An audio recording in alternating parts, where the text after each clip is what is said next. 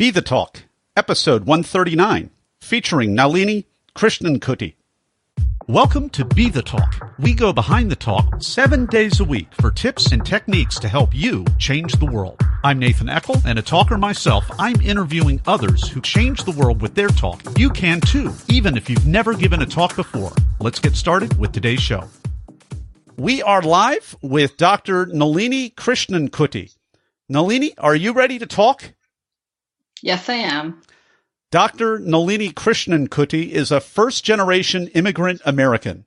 A chemical engineer turned writer, researcher, and speaker, she is actively countering the rising anti-immigrant sentiments through workshops and talks, developing community platforms, and writing children's books on immigrant experiences and contributions. Dr. Nalini Krishnankutty, welcome to the talk. Oh, thank you for having me here. So your talk was given at Penn State University, TEDx BSU. It's called How Immigrants Shaped the United States. It's a great learning lessons for all of us. We know that we're a nation of immigrants, no matter who you are, unless you are a Native American, unless you are a First Nations type person. All the rest of us are immigrants, including, of course, myself. You mentioned John Muir and Irving Berlin in the past, and also Elon Musk and Sergey Brin of today. And you really put a compelling case together for immigrant experiences. So please take us behind the talk.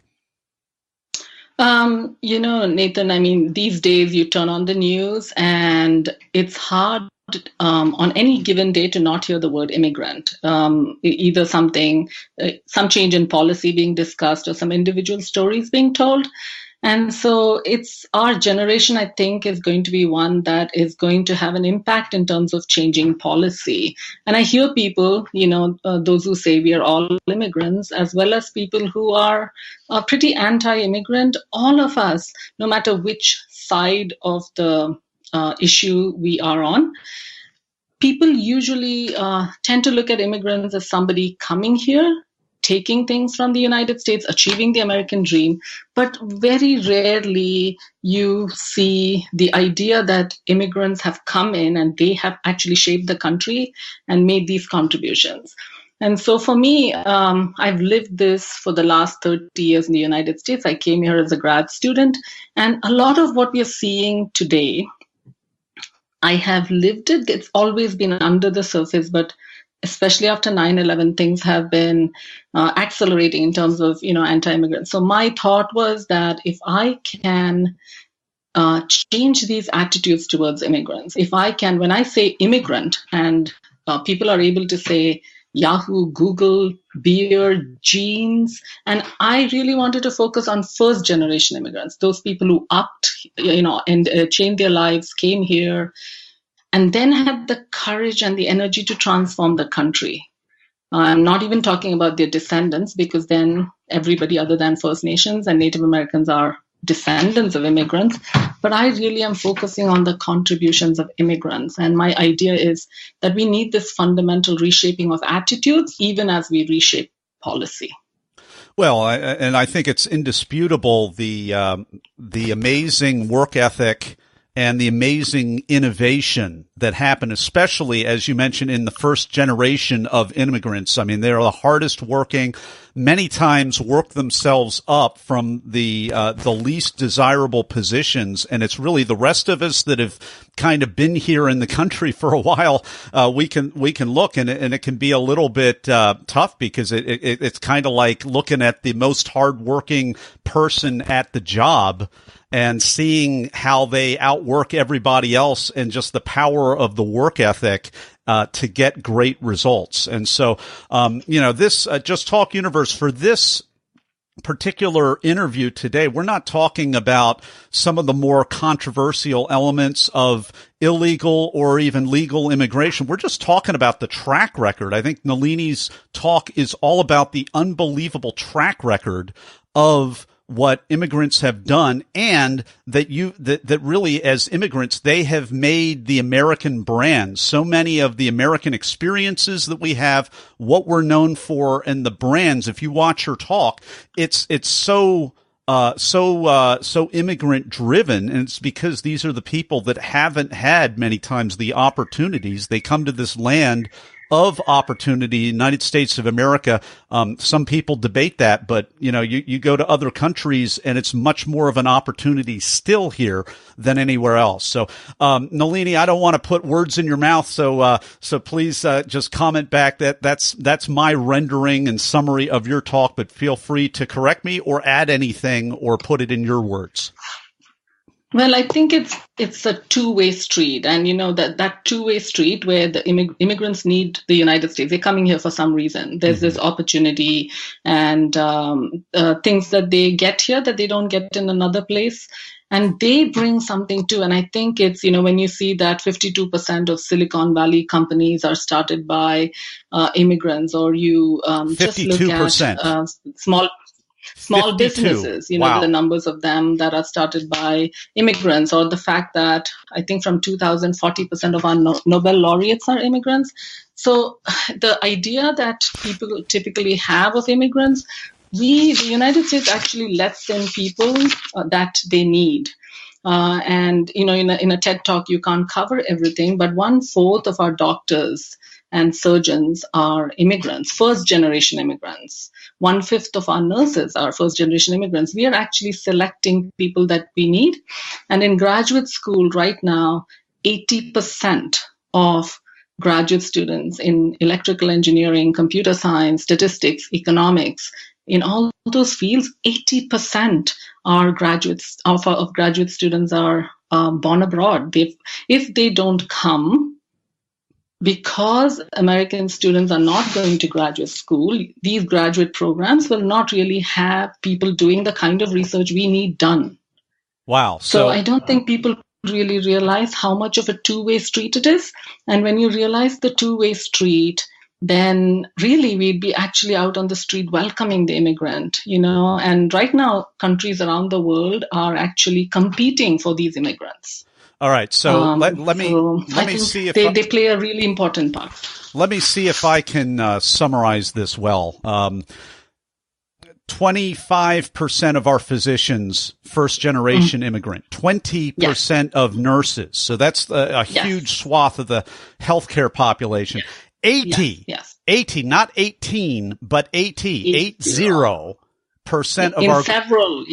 of our graduate students in these different programs are the ones you specified are from abroad. So if we were to follow, if we were to become, isolationist and go down that road of those policies, so 80% of those programs would have to go out of business because there wouldn't be students in them anymore, based on what I'm hearing. So it really is a two-way street. What you're saying is America does not have enough supply to meet the demand within, I guess American jobs or worldwide jobs.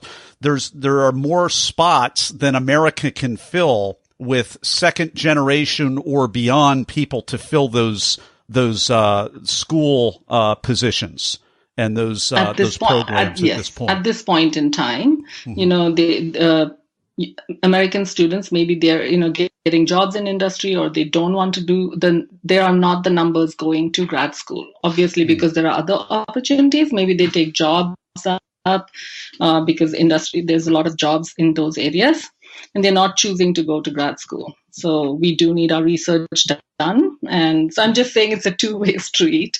And a lot of undergraduate students come here to study. And when they come, they, bring in a lot of money and support a lot of jobs. There are just many areas where we let people in. And I'm saying that it's a two-way street and people don't sometimes understand it. And when they do come, every morning people are Googling, they're using YouTube, they're using WhatsApp, and or shopping at TJ Maxx and Kohl's and Forever 21, eating Chobani yogurt. All of that is from first-generation immigrants. And it's amazing that the beer, the all-American beer and jeans, those are contributions of first-generation immigrants too. For sure. So the pieces that make us American in our culture are from other places. That's the best and the brightest from all over the world coming into this country, making the beer that we love, the ketchup that we love, the experiences that we love, the cartoons that we love, all of these different things.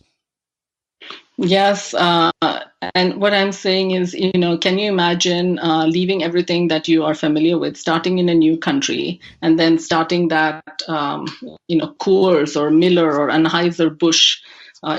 They were first generation German immigrants that started those companies, and they exist even today. And the same with, Fazlur Khan. He's called the father of the modern skyscraper. And he was an immigrant grad student from Bangladesh. So it's very ironic that it's the technology that he developed that is behind all the skyscrapers that we build today. And Google actually had a doodle honoring him a few months ago. So, and that's a Muslim immigrant from Bangladesh. So the fingerprints are everywhere. And my talk, the hardest part was figuring out who to put on there. Yeah, well, there's so many VIPs from all over the world that it's really hard to. I mean, who do you pick? The best of the best of the best. Oh, go on. Go ahead. No, you go on. I was just saying we just did home improvement, and as I was buying things, for example, a Delta faucet. Now that company was started by a first generation immigrant. So every brand that we see around us that we take as American, the fingerprints are everywhere. Talk Universe, we can't have it both ways. We can either enjoy what we're enjoying in this country, or we can put up the walls and massively, massively have a lower standard of living because we're not enjoying the contributions of the best and brightest from all over the world. It's like everything else. It's just a little bit of an awareness piece. I just really think that Nalini, you have been able to really encapsulate this very, very well in your talk from TEDx Penn State University. Again, it's called How Immigrants Shape, and you have a little D in parentheses there. So your shape. So how immigrants of the past have shaped and how immigrants today are shaping the United States. We're going to be back in just a moment with the Blitz Round. People ask, how could I start a 7-day-a-week podcast? It's because of what I've learned from my mentors. Some of the best mentors in history aren't around anymore. They've left hours of one-on-one mentoring behind in their books. Each month at Classics on Tap, I record a new chapter from a classic business book to help you make a difference. Download your first chapter at classicsontap.com. And we're back with the Blitz Round and Dr. Nalini Krishnankutty. Nalini, are you ready for the Blitz Round? Yes. So this is the part where I'm going to ask you a series of either-or questions related to the preparation and performance of your talk. Question number 1, were you selected to speak or did you apply? Well, someone nominated me and then they sent me a email asking if I wanted to do this. And then I had to send in an application, a video and a bio. So it sounded like you were invited to, nominated to apply. Yeah, but I don't know. I did have to send in a package later. Gotcha. Hey, are you a memorizer, an improviser, or a blender? Well, TEDx is the only talk for which I had to memorize because you have no aids really in front of you and you can't afford to make a mistake because it's recorded on video. Yeah, so with this talk, I definitely had to memorize. So the stakes are high. Did you have nerves or were you in the zone or neither or both? I want to say a little bit of both. The TEDx BSU team, they were very supportive. They had people backstage reminding us to breathe. They had water. So, and the day before they had a little, they were just a very supportive team. And I think there was a rehearsal the day before. And I think that really was where I had the nerves and I worked through them because I could exactly, see the stage, see the lights. So the next day I was more comfortable. I was ready. So what helped you move through the nerves specifically? Just having the run through and encountering the nerves at that point and pressing beyond it, or was it something else? I think the rehearsal was really, really instrumental because we got to be on stage in the actual place and look out, so the next day I could visualize what it was going to be like. and just remembering to breathe. I think the first day when I walked out, I don't think I breathed. So the next day I remembered to do that, and that made it good. So that might have been the answer to the next question. What's a tip, technique, or a tool that helped you? I definitely want to say, have a sip of water. Your lips get dry just before you walk out, and breathe. It's going to be good. You memorized and rehearsed, and just kind of, I think I had to trust myself that it would go well. For sure. So we've been enjoying this talk with Dr. Nalini Krishnankutty. Her talk at TEDx Penn State University is called How Immigrants Shaped the United States. If you want to check that out, you can go to our show notes page at BeTheTalk.com and check it out there, as well as you can connect with Dr. Nalini Krishnankutty at her website, NaliniKrishnanKutty.com. And we've got the spelling right there on the show notes page at BeTheTalk.com. In a moment, we'll be right back with the final word of advice. Everyone wants to change the world, but not everyone knows the first step. Before you can change the world with your talk, it has to be selected. So grab the templates, timelines, and tools that I use to get my talk selected at BeTheTalk.com. And we're right back with the final word of advice with Dr. Nalini Krishnankutty. Well, the advice I have is, give yourself permission to speak about whatever it is that you're passionate about. Don't be silenced. And once you give yourself permission to speak, all the rest, the preparation and the teachers that you need to get to that spot, they'll all appear. But first, just give yourself permission to share what you're passionate about. Dr. Nalini Krishnankutty, thank you for coming on the talk today and sharing your wisdom with Talk Universe. Oh, thank you so much. Thank you. Thanks for listening to Be The Talk. For tips and resources to help you change the world, go to BeTheTalk.com. See you tomorrow.